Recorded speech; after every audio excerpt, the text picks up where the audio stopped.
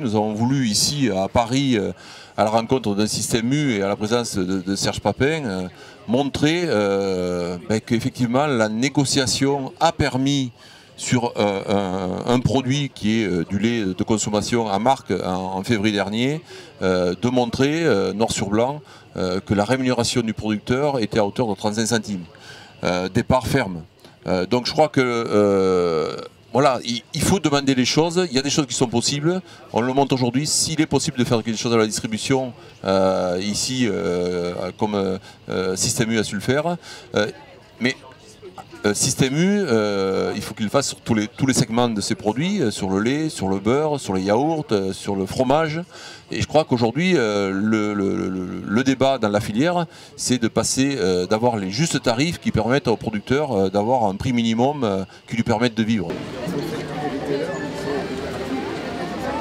Il faut au moins, dans une période de crise, qu'il y ait un prix minima pour que la production, à qui on demande beaucoup d'efforts, j'en suis le témoin, d'investissement, pour qu'on lui dise mais soyez compétitifs, et en même temps qu'elles investissent, etc. On leur dit mais oui mais les prix baissent, alors comment faire? Donc il faut garantir des prix de crise qui ne descendent pas un minimum qui est à convenir.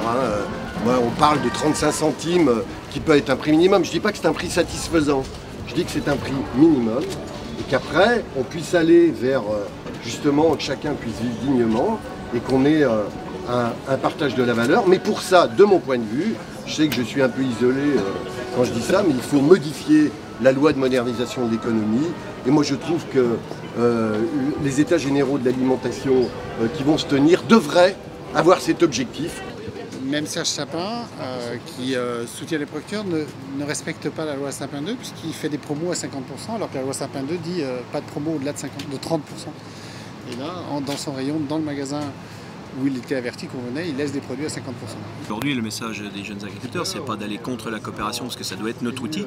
Ce que je disais tout à l'heure en préambule, aujourd'hui, on est venu, entre guillemets, devant les portes de nos coopératives pour leur demander d'être l'aiguillon, comme nous on l'a su le faire à JA, pour avancer plus vite sur la hausse de prix qu'on devrait avoir aujourd'hui, nous les producteurs. On est en attente maintenant depuis plus de 2 ans d'une revalorisation de notre prix du lait. Aujourd'hui, les marchés sont porteurs et la revalorisation, elle n'est pas là. Donc nous, JA, on a une inquiétude, c'est sur le renouvellement des générations. Enfin, il est clair que là, dans le lait, à Surcy, il y a une déprise sur l'installation. On n'a plus de jeunes qui veulent s'installer dans le lait. Donc, sachant que plus de 50% du volume laitier va changer de main d'ici 10 ans, si on n'a pas de jeunes qui viennent le faire, qui le fera à notre place? Alors, donc le message qu'on veut faire passer aujourd'hui, c'est si on n'est pas capable d'attirer les jeunes vers la production laitière, c'est les autres qui le feront à notre place. Et quand je dis les autres, peut-être des pays européens, peut-être d'autres pays.